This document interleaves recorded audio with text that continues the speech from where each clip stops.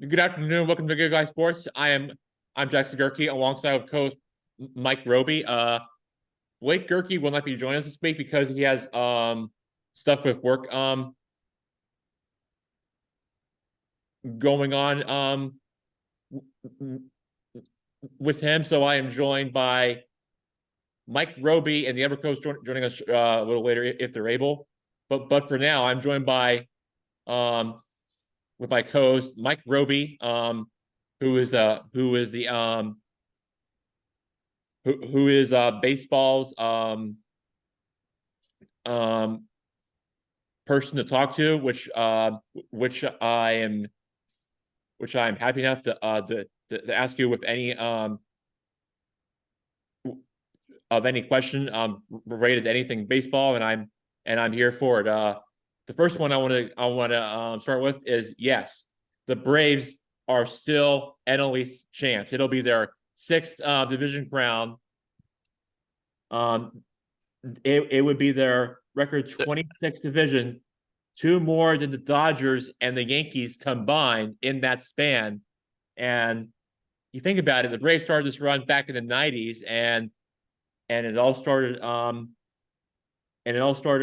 when they moved from Milwaukee to Atlanta back in '66, and that was when this all this dominance started for this team.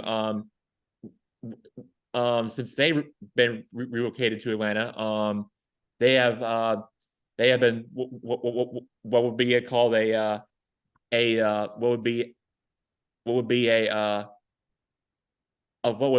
what they almost were a dynasty when they should have won the '96 World Series against the Yankees, but through '99, then that would have been a great team for those teams ever since they won it in '95. And before that in '91 against the Twins, that was when this all thing when this all first got started, with when they all got first started with the current players like Ronald Acuna Jr. trying to aim at 70 versus Matt Olson, trying to get the tying home run record.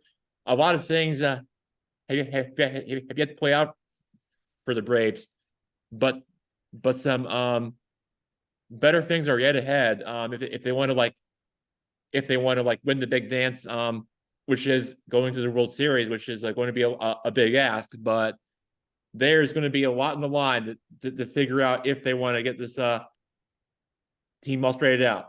They clinched the division. They did it in the Phillies ballpark, and the fans were booing, and that was not a great sign if you were a Phillies fan, because they clinched it and they were blaring music, and the fans just hated it and didn't like what they've seen after the Braves winning it on their field. And that just tells you how great of a team. That just tells you how the Braves are, and what kind of team they are, and how they really like to respond in a big way. And yeah, they just were the better team that night, and the Braves were just but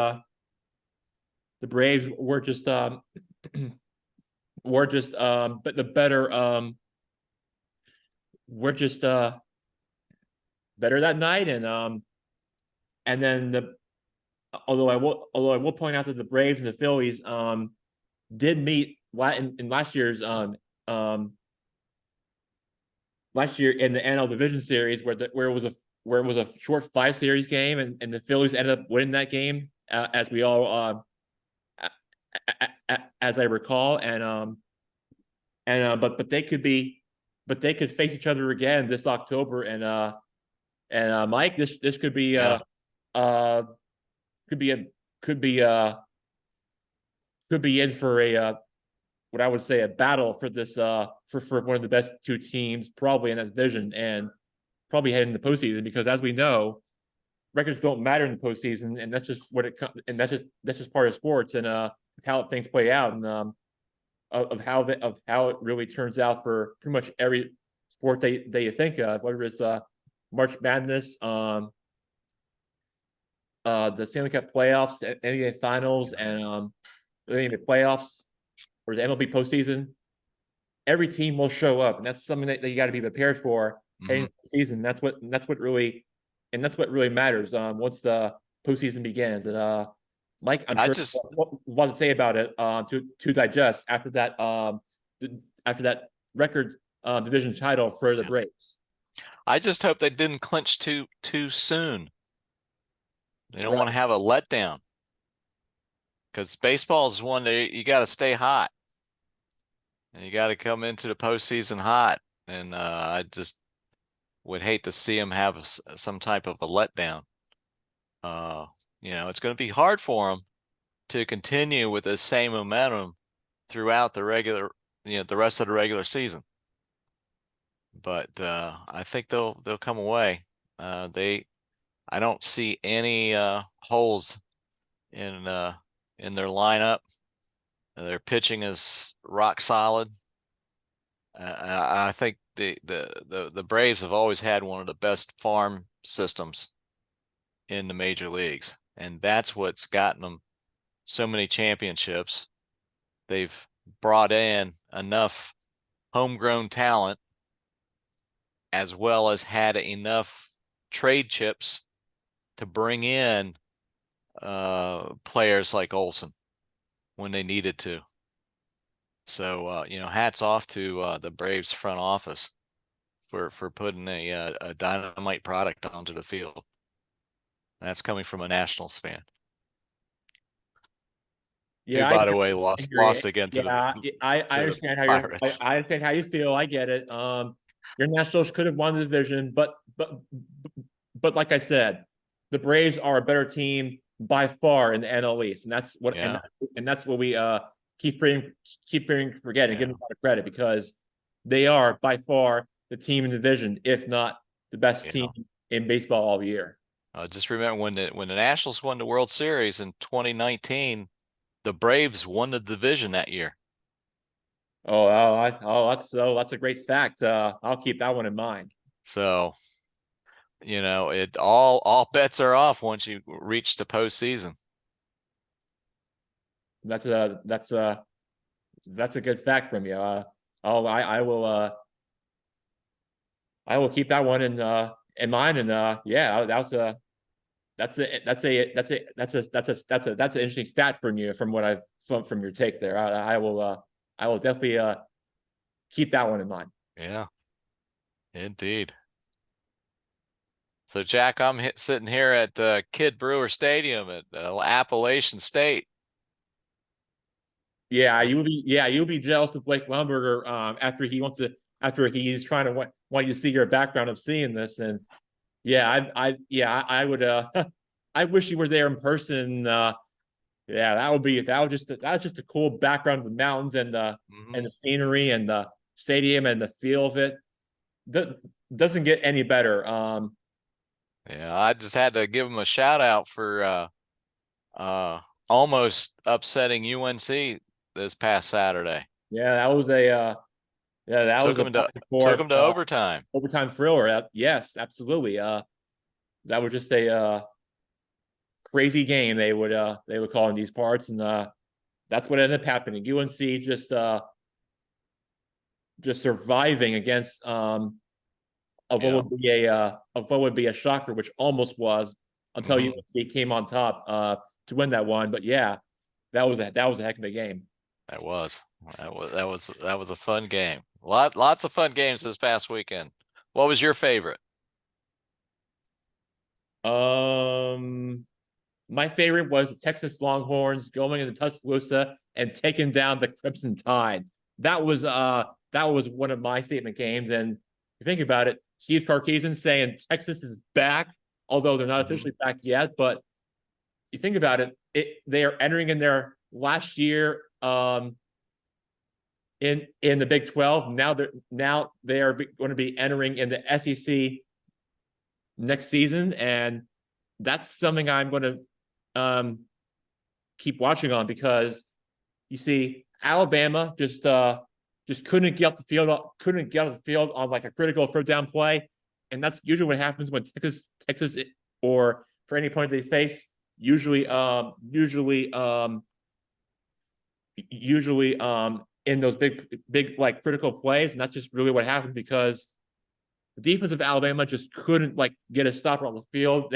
The offense just like kept on showing up on these big plays, and that's what's killing this Alabama Kevin Steele defense, and those big moments and those big critical plays have really let down for this Alabama defense. And that was key for me of why they couldn't slow down this this Alabama Crimson Tide offense, but their defense was really their issue to me.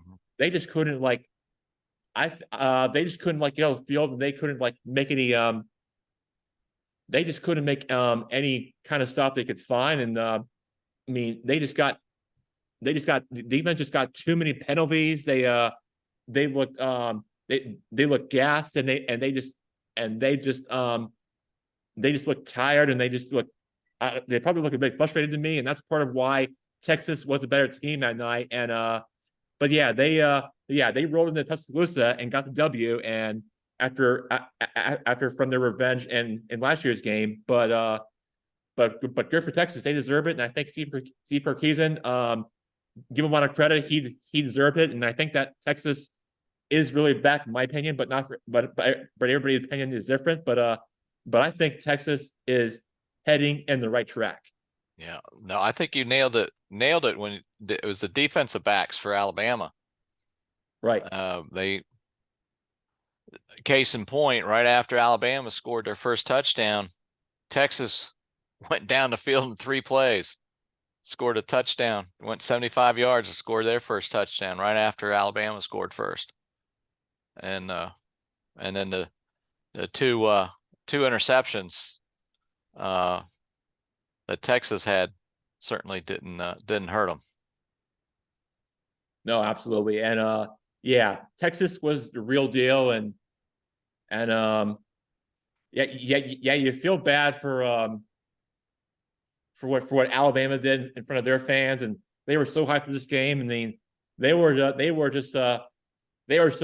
excited and so hyped for this kickoff, and they were unbeaten at home under Nick Saban, and they always find ways to win games under Nick Saban at Bryant-Denny Stadium, except that streak ended last Saturday night, and that was where you knew that Texas just somehow had other ideas and just somehow ended that streak of Nick Saban for the first time since 2003, since the last time that happened. But no, that was the first loss of Nick Saban since that season. And but yeah, that streak had been snapped for their home winning streak against those opponents, where Nick Saban said that Nick Saban said in the conference and the post game that said that they were tested, but they didn't say it was the finals. It was a midterm. So that was something that I've learned from his press conference. And yeah, I mean, but now Nick Saban and Crimson Tide have got to get things addressed and got to get things turned around, or else you could be losing 3 in a row, which is on Nick Saban like. But you better get this team straightened out, or else things could get ugly. Just in the wrong direction for a downhill. That's something you don't want to see if you're Alabama. Yeah. So, question: what do you think of the ACC going head to head against the SEC? ACC is won four games to SEC's 1 game in head to head competition so far this year. Yeah, that's a bit surprising. I mean, the SEC was just off to probably off to its worst start, and they're like 1-2 so far this year. And I think that the ACC just really has really found the rhythm for what they have accomplished so far with what you've seen so far, like like Miami going on the road.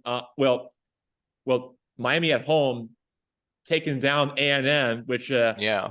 which is one of those games. That I find, I don't know. I don't think I'm surprised with this one, but Miami just somehow found a way and just stuck with their game plan and beat the Aggies at home at Hard Rock Stadium, and that was really one of the games I actually had circled on that they've actually won that game, and that was one of those games that the ACC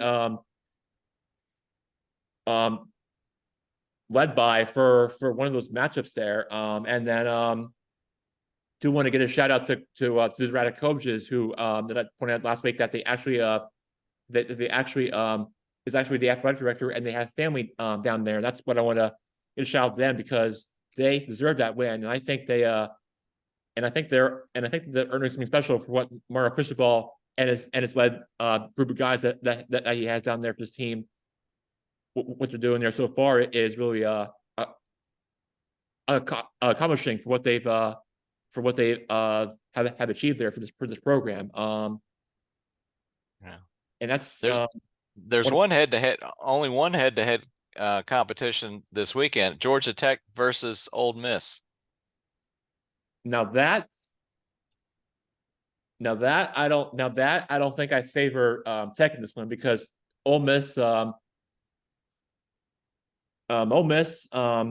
off their win last week against Tulane, before that Mercer, now going to face Tech, where I don't feel any confidence or have any just don't have any just don't really feel any confident for this team at all whatsoever, as they're going to go up against a will be a pretty good red hot Ole Miss Rebels team, which is favored at home. And that streak is probably going to be ending on that Saturday. Probably because Ole Miss is favored at home and they got a great team and led by Lane Kiffin. And that's probably where I'm leaning towards entering in this conference. So you don't think Ole Miss will be looking ahead to Alabama and not taking Tech? I mean, Ole Miss is a favorite. They're like a 180 spread, so Yeah, I think they'll win that game before looking ahead to Alabama, which I hear is going to be a big game for Lane Kiffin now that he can't beat Nick Saban for so many tries and years he hasn't done it, but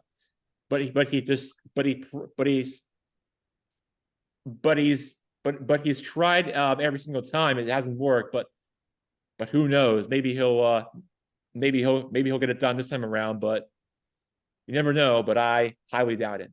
yeah. Well, the Ole Miss Tulane game was through to 3/4 was tied 17-all. And it wasn't until the fourth quarter that Ole Miss started to move out ahead. That was a lot closer than the final score in that game. And I think Ole Miss will probably win, but take a long shot upset. Say Georgia Tech might squeak by. Their quarterback Haynes King is one of the best passers in the ACC.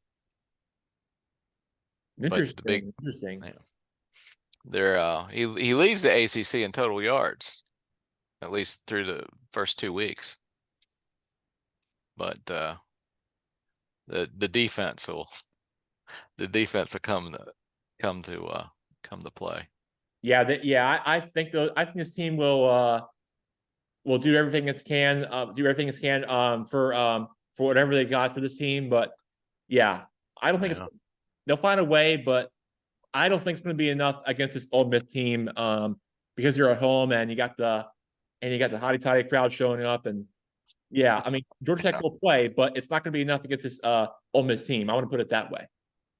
No, I think you're right. So what do you think about Coach Prime now?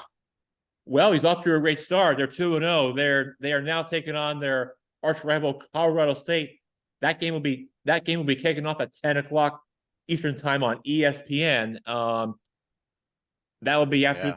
that will be followed by the Tennessee Florida game, which Now that'll be a I game. know Blake Lineberger was mentioning us that he wanted us to watch this docu-series on Netflix called Swamp Kings. Well, I don't well since he since he mentioned that since he mentioned since he mentioned on it, I'm not even sure if you even have that. You guys don't even pay for Netflix, which means you guys probably aren't able to watch it because what I hear it is a great documentary about Tim Tebow and this quarterback and this docu-series which I hear is a much watch like Lineberger said, and I would highly recommend it to anyone like you said, and I think that you should be all in for it if you're able to watch it. But if you don't have Netflix, then you are unable to watch it, and that's why I wanted to remind you and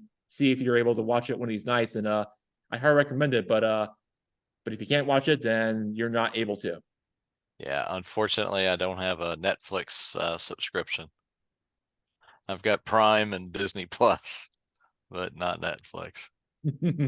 well, then you're lucked out. Yeah, yeah. So what about your Gamecocks going visiting Athens this weekend? Yeah, that's gonna be a tough one, but I don't like my chances in that matchup. Georgia is a big favorite. They are too good at home. They got a great defense. They got depth at running back, and they are led by and they are led by quarterback Carson Beck. So Yeah. I don't like what I'm seeing from this matchup that I'm getting, Yeah. Well, I think but at least South Carolina's got the better quarterback, right. But but he doesn't have the line. they don't have right. South Carolina has right. I want to put it this way: South Carolina has a better team, better quarterback, but doesn't have the spread, the line of it. That's just Yeah. really what this really comes down to from how I'm viewing it and seeing it, and Yeah. that's just part of why what college football it really is, and that's what the media doesn't really like, and what they're pay attention to, and that's just Well, what yeah, that's just not with cool. UNC sacking him 9 times, Yeah, oh, Georgia's got a better defense than UNC. uh, It's going to be tough. yeah, it is, but at least He's gonna be doing the old chuck and duck. yeah, yeah. So if I look at the South Carolina Gamecocks, they lost their opener to UNC at the Duke's Mails Bowl to 31-17. That was more of a defensive kind of game from going up against a Drake May led team who was draft eligibility for the upcoming draft. And Yeah. but yeah, along with Spencer Rattler too, who's also in that draft class together, which should be very interesting. But so there's that but UNC just was the better team that night, and that's what really came down to. But you did return home and beat what was like whatever call it, a cupcake game against Furman. Those Yeah. those games are like blowouts, don't even matter until you get to a common opponent like UGA, which those games do matter in real time, and that's just now you have to go to Stanford Stadium to play the defending national champion Georgia Bulldogs. That's not going to be that's not a great sign if you're a South Carolina Gamecock fan. And yeah, but I mean, yeah, you have a better team, but I don't like what I'm seeing from what this Georgia team defense has from what I have seen after watching them in the past few weeks. Yeah. I would agree. So what other games do you have your eye on this weekend? Let's see. So Alabama travels to South Florida down in Tampa. That I think is a rare matchup because they never even travel there. The game being played at Raymond James Stadium down in Tampa Bay, and yeah, Alabama's gonna be favored to win that one, but I don't know. But I'm typically favored Alabama for this one, but against South Florida, like do we even remember Alabama playing this matchup? Like I don't because they're playing South Florida, and I don't even know if anybody cares about this matchup. Well, I mean, they probably do if you're the SEC, but do I? I'm not sure. But South Florida, I don't know anything about their conference and their team. All I know is Alabama's favored to win that game by a 180 spread, and they have a great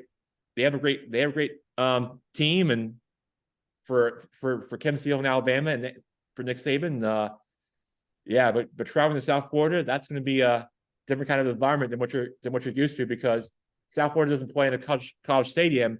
They play their home stadium is actually shared with the Bucks down in Raymond James Stadium, and that's just where they play their home games. But Alabama traveling to that kind of environment, I'm sure they get used to it, but they'll still find a way to win no matter where they're playing. But I think Alabama's going to win that game regardless. So who do you have with the Seminoles visiting Death Valley? Ooh, that's a great game right there. Let's see. So I understand the Clemson fans are not too happy that it's a noon kickoff. They wanted a night game, a yeah, I primetime hear you game. on that, but it's really up to the media and their scheduling. But we're not really in charge of that, so Yeah. I'm not either. So it's really their decision, not ours, when it comes to that stuff. But I think that Florida State should find a way to win the game, even though they're unhappy. It's not a night game because I think the because even though the thing's not being played under the lights prime time, but yeah, you feel bad for that. But I'm not. But again, I'm not in charge of it. Only they are. So yeah, it would be yeah, it would be it would be something for Boston College for fans for them to be shocked if they want to they see it happening, but it would be something if they were to upset this team and be crazy storming the field and doing all that kind of stuff out there. But since that game's being played at noon, different kind of story. But yeah, I would definitely favor Florida State coming off their win. Um, Against LSU last weekend. well, no, against USM 63 66 to 13 Okay. blowout. Yeah, that's right. Yeah, that's right. They won, yeah, against Southern Miss. In case Okay. you, in case you were wondering. So yeah, I would definitely, yeah, Florida State's definitely going to be win that game. Probably in a big score, but yeah, Boston College it's like a rebuild team, but I know nothing about them. But I'm going to be picking Florida State in this one by a pretty decent score. Yeah. Well, if Florida State does win, then the road to the ACC championship does not go through Clemson. Yeah, well, that's something to keep an eye on because, as we all know, Clemson did go on to lose against Duke, as I mentioned last week, and Yeah. yeah, a lot's on the line for Florida State has to come because, yeah, like you said, if Florida State does continue to win out the rest of the season, then yes, they will be heading to the ACC championship in their as the as the coastal team. So yeah, yeah, lots to really think about, but you're right. If Florida State stays healthy, they will be champions in their conference. Yeah.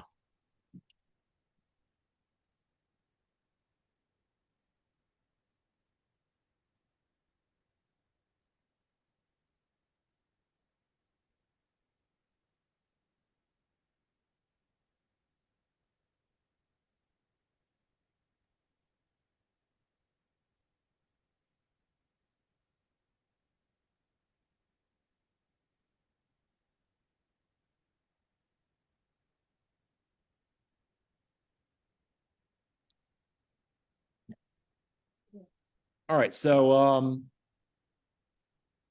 let's move on to another game that I have circled on for this Saturday.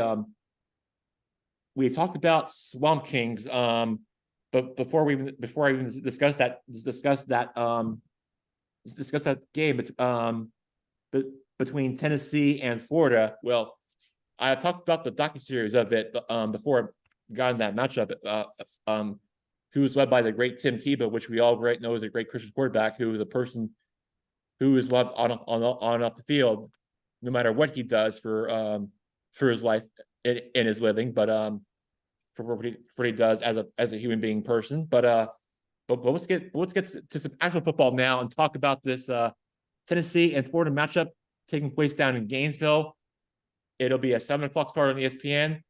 It's 86 degrees with quite a skies there for kickoff. You have Tennessee and Joe Milton. They're off to a 2-0 start.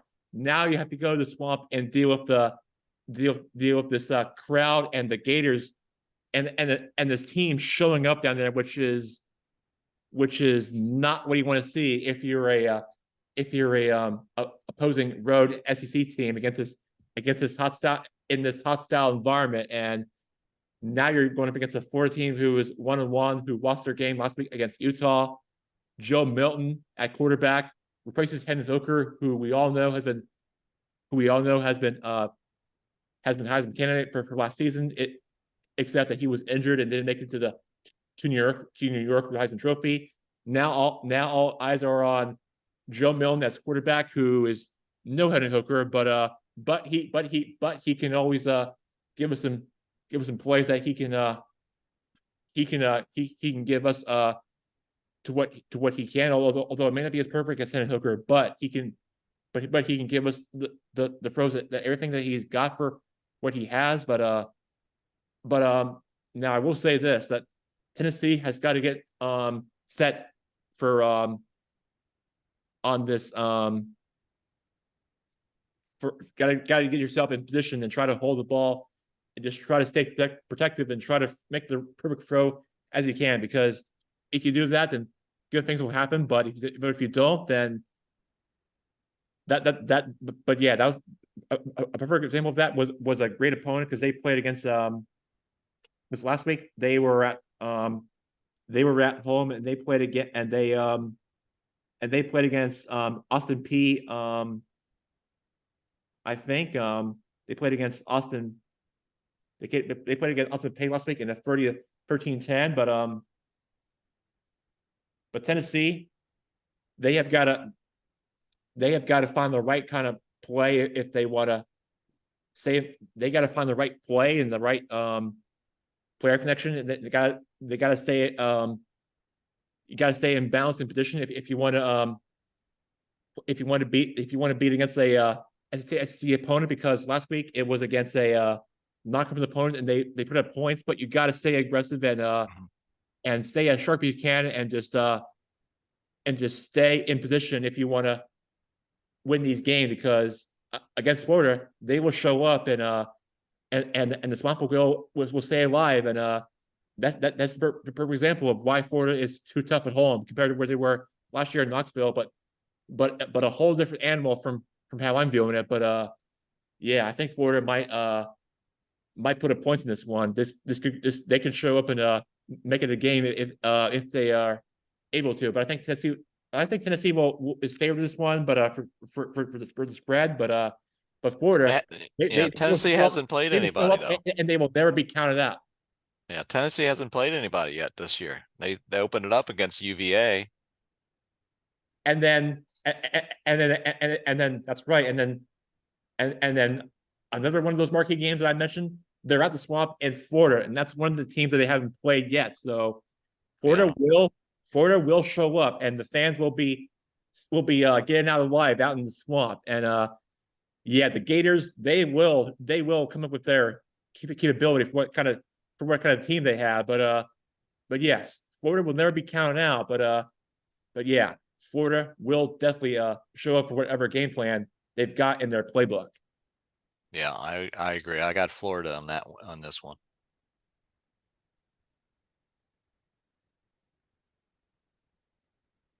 All right, good pick there. A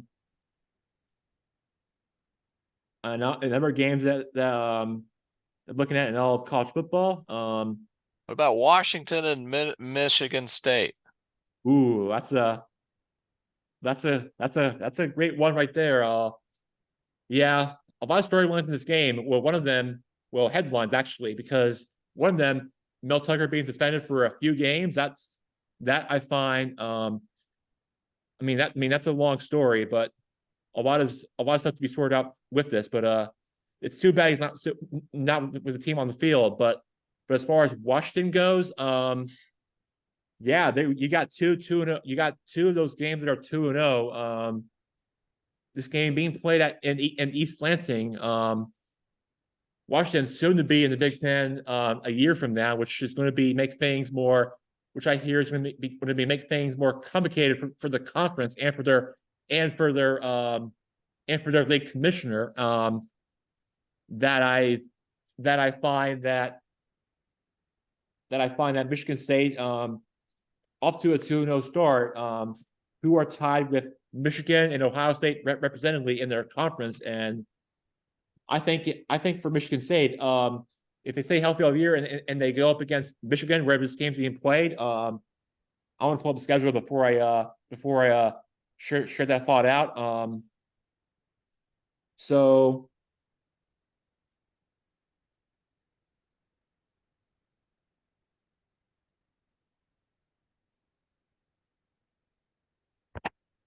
hang on here.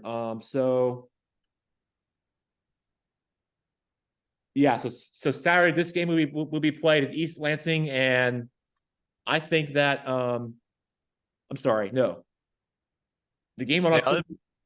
it'll I be know, well, no, I know I'm looking too ahead of myself here, but this game on October 21st, being played at home against your other school in the state, the Wolverines. That game being played at East Lansing at Michigan State Stadium. At that game being played, but first up, like you said, against Washington, it's going to be a team in the Big Ten.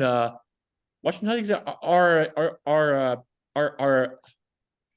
a pretty good team. I was just out there staying not long ago when I was out there when I was out for my Seattle trip for my birthday, and I got to tell you, this Husky team is off to a great start. They're 2-0, like Michigan State is, and they are believing in what they got for this team has proven themselves. I'm checking their roster. They are led by William Haskell as their quarterback, but they have like so many quarterbacks in their depth chart.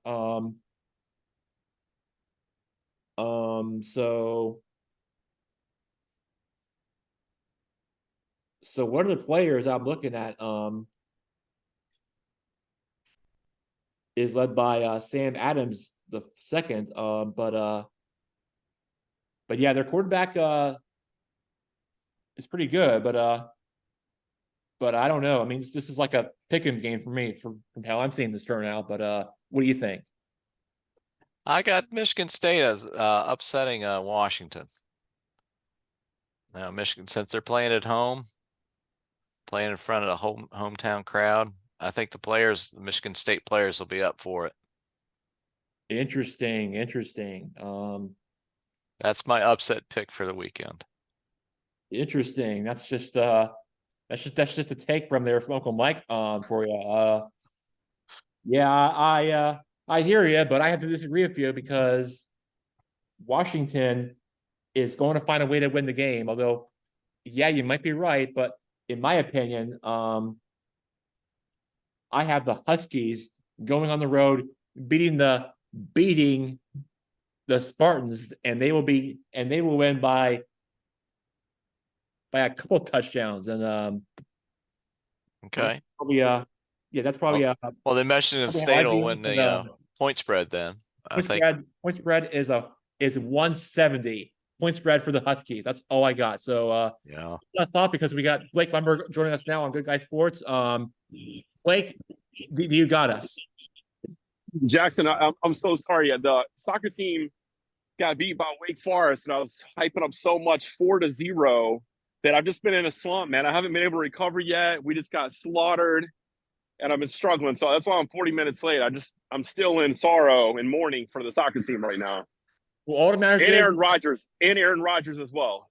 well that too because listen, we all feel bad for him.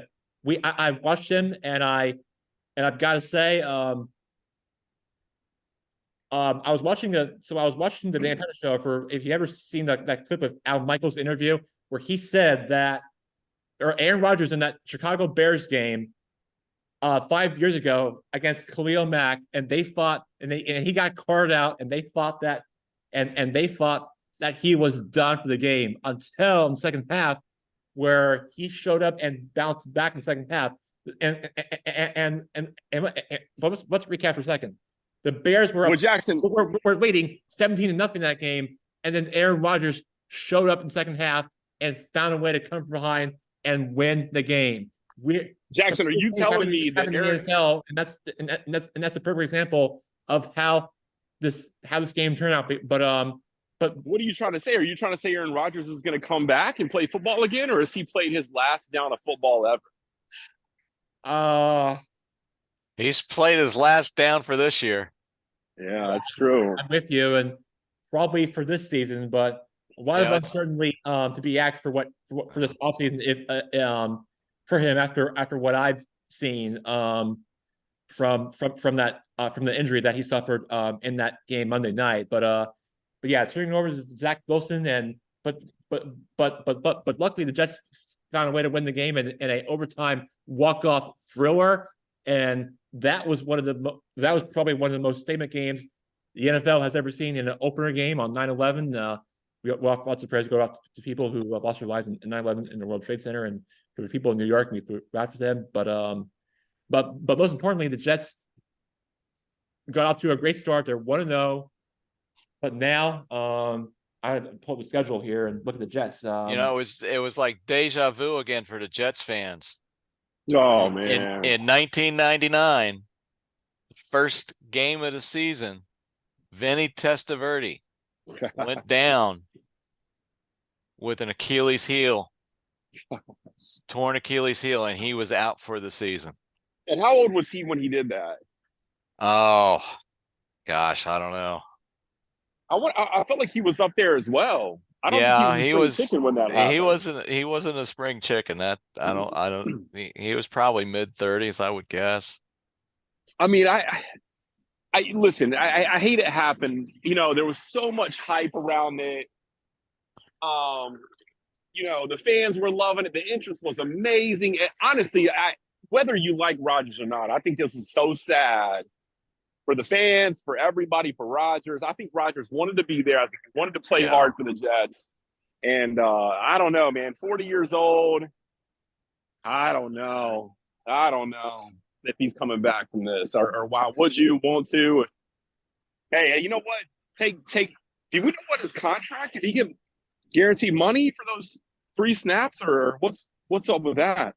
Well, the one thing I do know is that Green Bay will now only get a second-round draft pick from the Jets instead of a first round. No way. Because the trade clause specified that Rodgers had to play 65% of the Jets' plays. Wow. In order for the Green Bay to get a first-round draft pick. Otherwise, they get a second. Well, it's almost like somebody saw this coming. Oh, man. Yeah. I know. So awful. Literally the team that he left was cheering for him to not get hurt. Yeah. Right?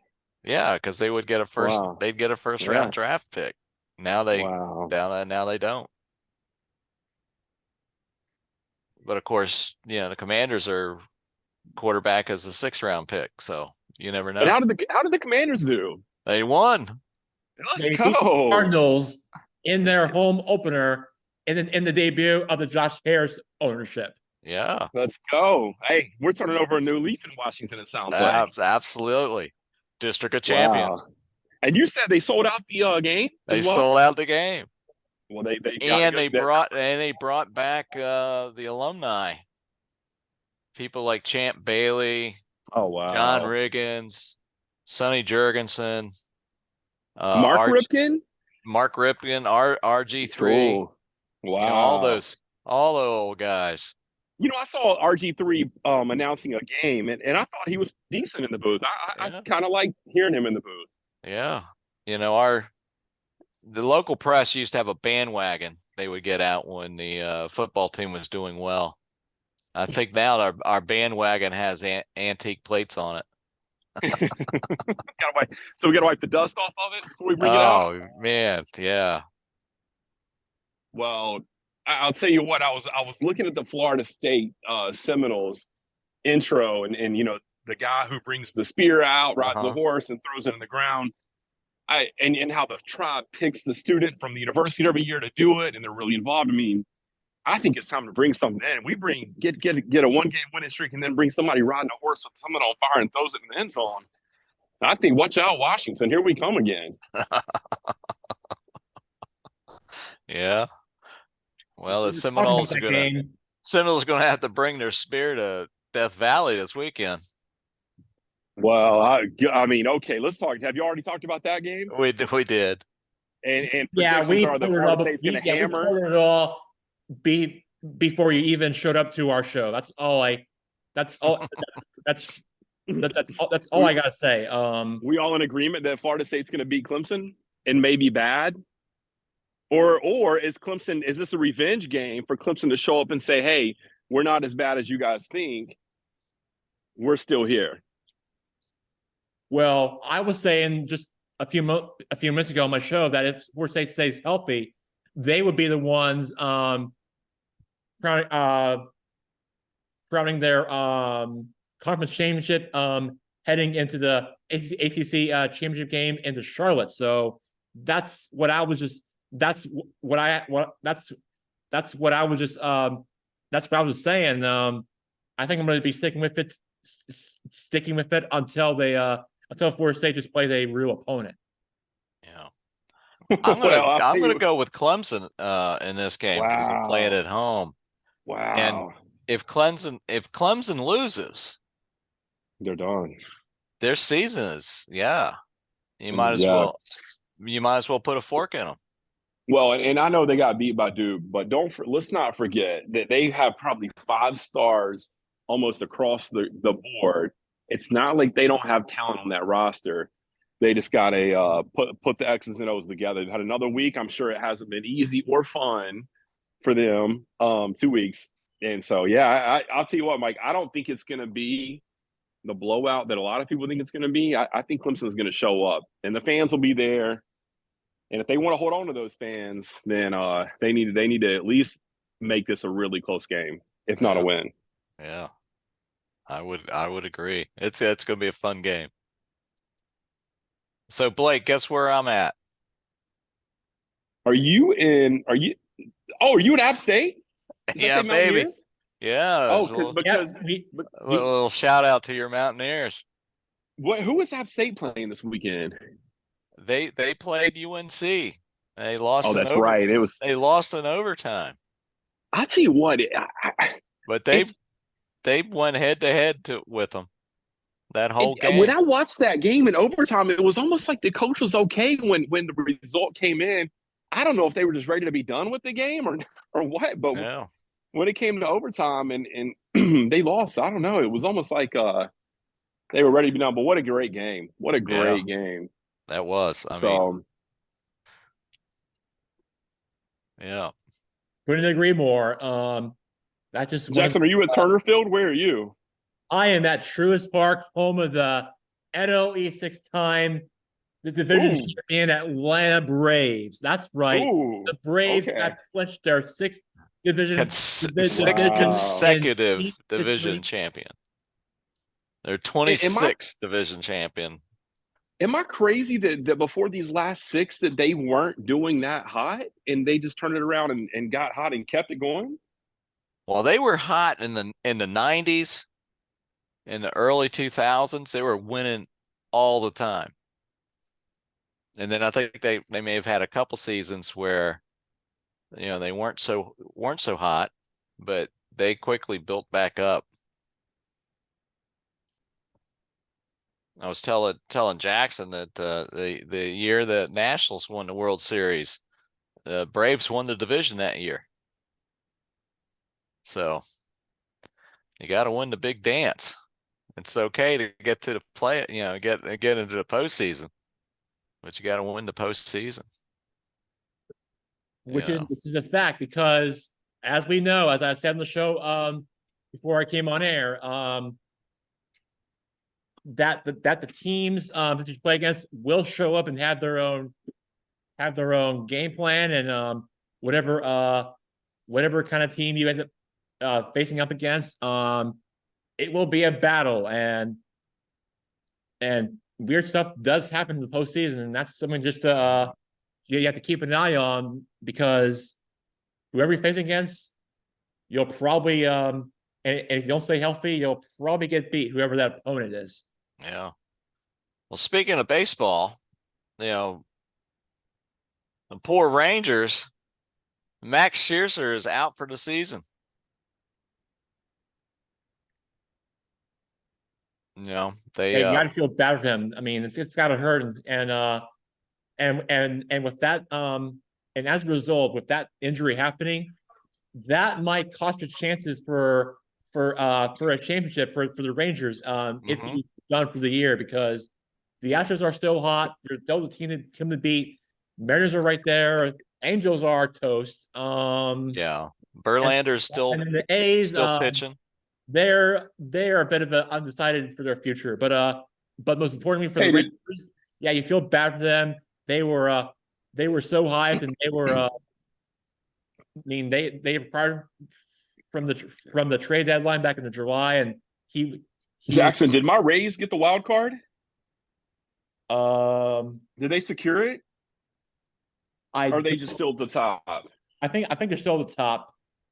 But I think they're still top. Well, I'm gonna check something here, and but they're 90 and they're 90 and 57, and they're not even gonna win the division. Not even close, because Baltimore. Holy moly! Yeah, Baltimore is still the team in that division, but as far as the wild card goes, yeah, things are not good for your team right now. They're 8.5 games at the top of the wild card. And how many games left? Well, we're midway through September. So there's probably 12, 13 games left in the season. So now hold on a second. Can they not surpass Baltimore? It looks like 91. They 90. Can. Oh, yeah, okay. They can mathematically, sure. Okay. But let me just it other than having home field advantage for the division series, it's not a huge deal. They're both going to get into the playoffs. Okay. Like Jackson was mentioning earlier, last year the Braves won the division, and then they played the Phillies in the division series and lost to the Phillies. Right. So, I mean, the baseball season's a marathon. Yeah. I mean, it's just a grinder. And it's all to get to the postseason. Postseason's different. That's different ball game right there. It's who's going to be hot. And every postseason there's always somebody from a team that just like, where has he been all year? It's always somebody coming off the bench and getting really hot. A lot of times it's a backup catcher. It's remarkable. I mean, or somebody that they picked up at the trade deadline. I mean, the year that the last time the Braves won the World Series, they had a guy like Jock Peterson coming. They picked up at the trade deadline. It was just got really hot, and really helped them in the playoffs. So you never know. The playoffs are just, that's a different, and the series. I mean, most series during the year is 3 games, sometimes they're 4 games. And you get into the division series, it's the best of 5, and then it becomes best of 7 in the championship round in the World Series. And the teams generally don't play series like that during the regular season. So it's totally different. It's fun. And you have starting pitchers coming out of the bullpen. In the regular season, you're not gonna have a starting pitcher coming out of the bullpen. But it's gonna be fun. Yeah, I'm excited to see what happens. I don't know what's going to happen. I know the Braves are smoking hot. They got a great record, but but like you said, we'll see what happens. Yeah. I'll still stick with Baltimore and Atlanta in the World Series. I'm probably completely wrong, but I like that. yeah.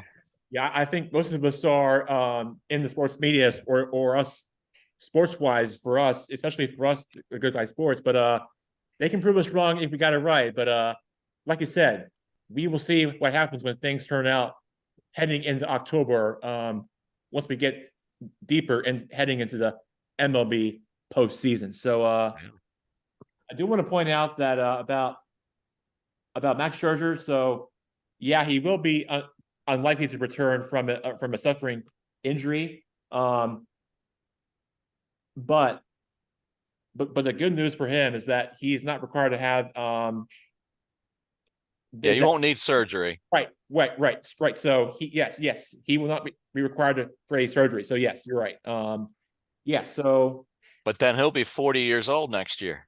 Yeah, and which is going to be a big question mark if he wants to return for next season, because the Rangers, their organization is going to have a big decision to make this offseason if the team does get bounced from the playoffs or not make the postseason, because maybe he and Aaron Rodgers can get season tickets with each other. That'd be nice. I know that was bad. Sorry. Hey, before we go, last little thing before we go, shout out to Djokovic for being up there in age and just being a dominant force in the tennis world. So yeah, and his shout out to Kobe Bryant was awesome. Oh man, that was cool. Had the shirt and everything. Really that was cool. Super cool. You know, couldn't agree more. The number and what 24. he said about him. Yeah. And what he said about him was that he relied on him and used him a lot. Yeah, that was special. Yeah. So cool. Yeah. All right, Jackson. All right, before we head ourselves out here, real quick before we get ourselves out here, Blake and Mike, is that now that the Rangers lost their starting pitcher in Scherzer, that their final 10 games against the wild card, Seattle could determine whether Texas makes it to October or not, which means if Texas doesn't, let's say if Texas continues to lose their games down the stretch, and say Seattle determines they make the postseason, that could knock out Texas in their hopes of postseason chances. That's if Seattle pushes a playoff spot in the AL wild card. That's what I wanted to close out with. If I want to get your thoughts on that, you tell me your thoughts and give me your reaction to that. That if Seattle were to win the rest of the season, and if Texas loses and they miss the postseason, your thoughts on that before we get ourselves out of here for tonight. Go Mariners. Yeah, I'll put a Ken Griffey Jr. shirt on. Jersey on. Great way to close out Good Guy Sports Show right there. All right, Jack. Go Ken Griffey. All right. Yep. Right back at you. All right. Thank you, Jackson. See you Blake. See you. See you guys. All right. See you. Have a great evening. Bye. Take care, everybody.